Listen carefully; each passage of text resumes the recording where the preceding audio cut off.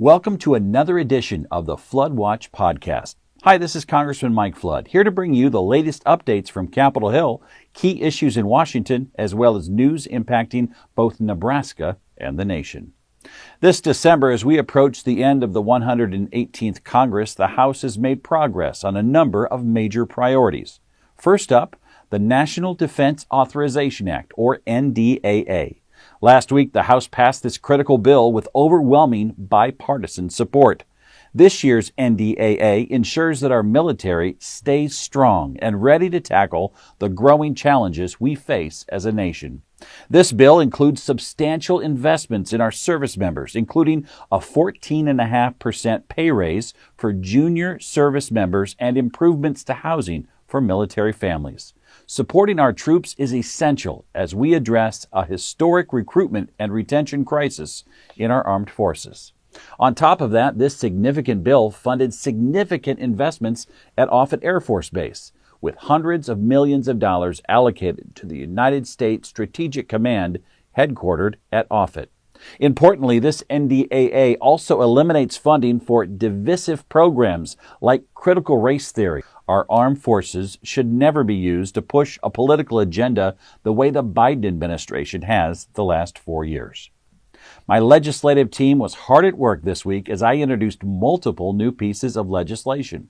First up, I introduced the No More D.C. Waste Act. This bill puts an end to unnecessary spending on a grant program for the D.C. college tuition. Right now, that program has enough surplus funds to run for 2 years without needing more taxpayer dollars. My bill makes sure the D.C. government uses those surplus funds first before coming back to Congress for more money. Finally, I introduced the Ending Green Giveaways Act. This legislation returns some of the $3 billion in taxpayer money allocated to so-called environmental and climate justice challenges. What's worse, this program was fast-tracked under the Inflation Reduction Act, which means there's little room for proper oversight or anti-fraud measures before grants are handed out. It's time to put an end to government waste and the left's radical environmental agenda, and I look forward to working with the new Congress and President to do so. For all the details on these bills and more, visit the Press Releases section under the Media tab on the banner of my website. Finally, a quick reminder, if you'd like to attend the 60th presidential inauguration on Monday, January 20th, 2025, you can request tickets through my website. Seats are limited, and the deadline to apply is January 1st, so don't wait. Just visit flood.house.gov and head to the Services tab to register.